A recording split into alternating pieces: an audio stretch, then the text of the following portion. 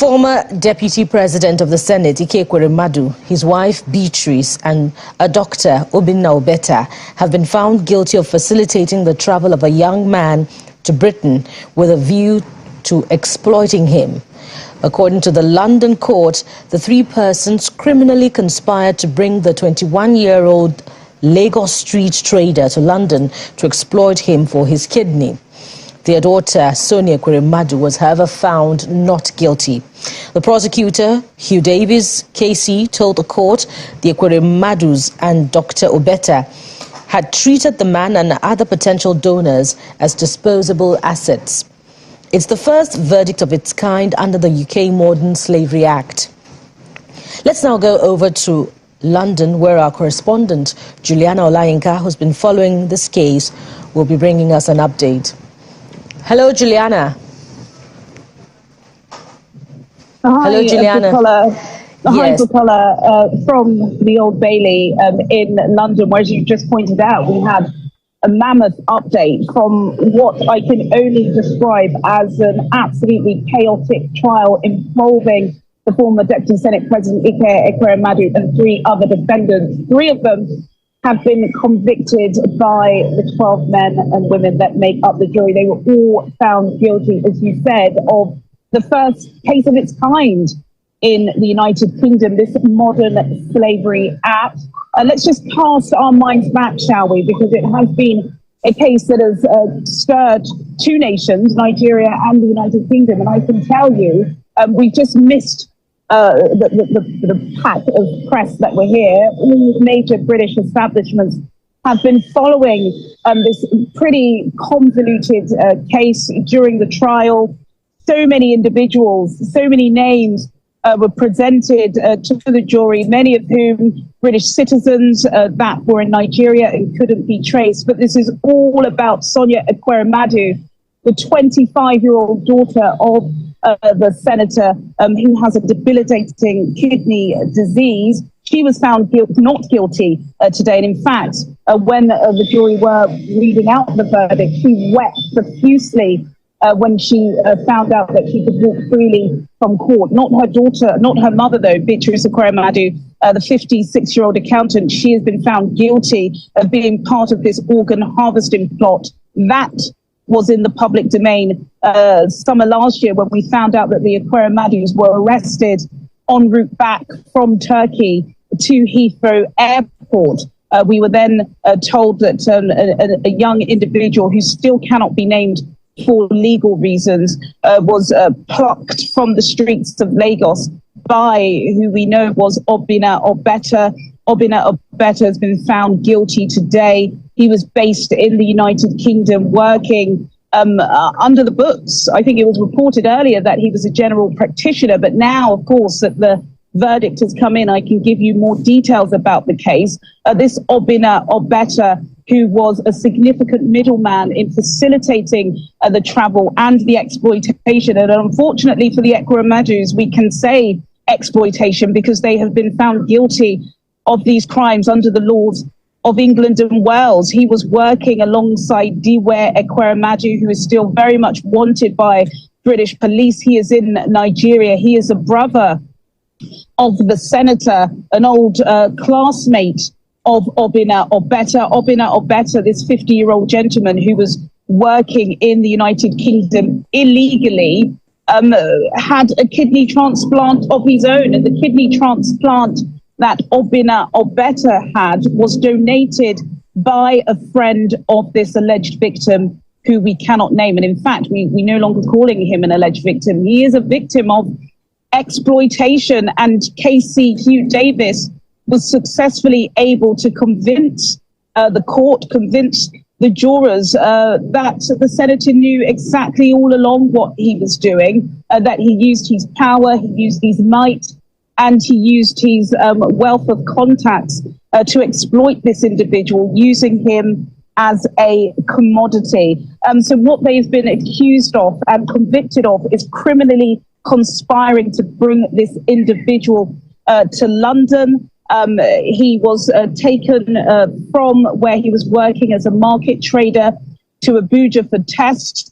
This victim claims he was never ever told that he was going to be donating his kidney. He was offered an opportunity to restart his life in London by Obinna Obeta, who lured him into the British capital, offering an opportunity for work. It was whilst he was here and he was brought into this country by the Ekweremadus. It was whilst he was here that he said he was basically treated like a slave.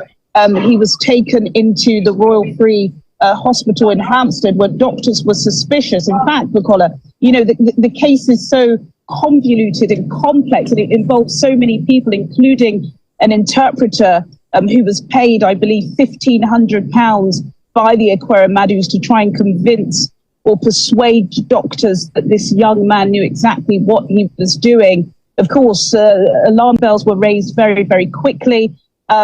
Even though lies were told to try and convince doctors that this individual was a distant cousin of Sonia Ekweremadu, they didn't believe that was to be the case.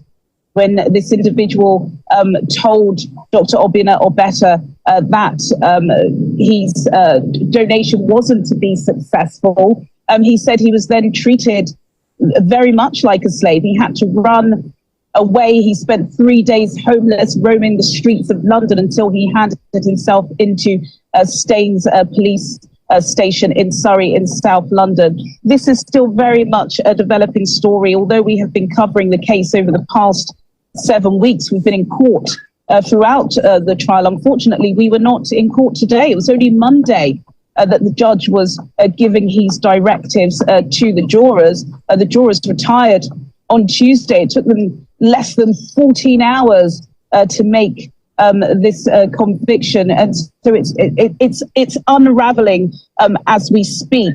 And I believe sentencing is not going to take place until May. Indeed, I was going to ask about sentencing, but now that you've clarified that, Juliana, I'd also like you to clarify this significant detail from the story. It has it that the Ekweremadus and Dr. Obeta had treated the man, the unnamed, the individual that we cannot name, and other potential donors as disposable assets. Does this mean that there were other potential donors that were tested as well? That's absolutely right, Bukola. We can provide you that information now that they have been found guilty. One of the reasons why the Metropolitan Police decided to take pretty much a huge arsenal onto the plane when they made the arrest is that they were privy to text messages. In fact, we had over 2 years of text messages and WhatsApp information read out as part of evidence in court. When they realized that this 21-year-old individual wasn't going to be a suitable match for Sonia, they shifted their attention away from London to Turkey, where they were advised by Diwe Ekweremadu, the brother of the senator, that it was going to be much easier and it was going to be much cheaper.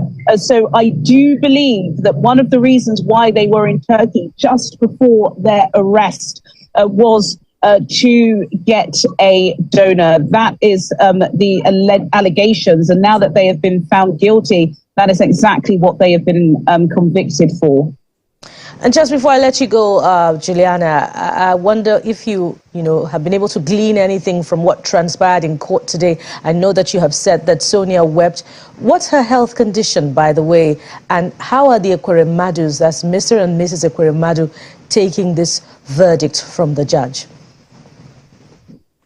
Well, of course, it has been incredibly emotional. In fact, it's been a 7-week trial, and Channels Television were the only African station to remain with this story. It's pretty complex and chaotic. The public gallery was jam-packed every single day. We were obviously seeing the 2 adult sons of the Ekweremadus, as well as a daughter that they also have, a very, very quiet family in London. But all of this information about their livelihood and their significant wealth was put to the court, and it was all in display. I know that Sonia wept profusely. In fact, one of the reasons why this case dragged on for so long, which was made clear by the judge at the start, was because she is still undergoing dialysis in a hospital. This disease is debilitating, and in fact, during evidence that was delivered in court, doctors were saying that they didn't even know if the kidney would save her. During the testimonials, we also saw Beatrice Ekweremadu, the mother of Sonia. There were outbursts, there were tears throughout.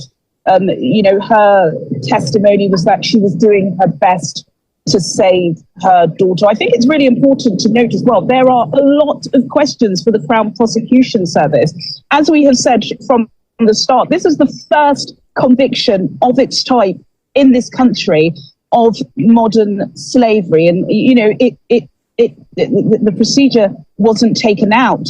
We know that this 21-year-old individual lied continuously to police on several different occasions. Again, let's cast our mind back to when this story first came into the public domain. What we were all reading is that this individual was a 15-year-old homeless male who had been plucked off the streets of Lagos. We know that's not true. He told police he was 15 years old. He also told police that he had no family. And he was being treated like a slave. But the evidence does suggest that, he was very, very close to the family members, the young children of Dr. Obinna Obeta. He seemed to have struck a pretty friendly relationship with Sonia Ekweremadu. And there were so many pieces of his information that just did not fit together. In fact, there are also allegations that even during his 3-day testimony, albeit via virtual link, that the interpreter who was with him wasn't interpreting the Igbo and the English correctly. So there are so many questions regarding this case. I'm sure certainly that the senator will be filing an appeal. In fact, we may be hearing about that later. I've been speaking consistently to his lawyers, not only the hired lawyers that were in court, but also in the public gallery. Every day there are about 5 or 6 of his own personal lawyers there, taking notes, making sure that all of the I's were dotted and the T's were crossed. Lots of questions as well about why the senator wasn't given some sort of diplomatic immunity. I think there are questions, and I suspect that we are going to have to hear from the federal government, whether it be President-elect or the president, about this case and the questions that the British Crown Prosecution Service must answer. But as it stands now, just a couple of hours ago, Beatrice Ekweremadu was at home with her sick daughter. That is not the case now. The 56-year-old has been found guilty. She was handcuffed and she was taken down to the cell. So it's a major development in this story. And of course, how long is the sentencing going to be? This is the first of its kind. We don't know. The senator's already been in custody for about 9 months. Is this going to be a lengthy sentence to 10 to 12 to 15 years? We are just not certain of that. Of course, it's possible that he could get a suspended sentence too, which would mean he wouldn't be in custody. But one of the reasons why I think the prosecution said that he shouldn't be given bail is because he is a significant flight risk. Indeed, Juliana, convoluted indeed, and all fingers will be crossed till all those questions are answered, and until May, when you say sentencing will be. Our London correspondent, Juliana Olainka, reporting from the Old Bailey.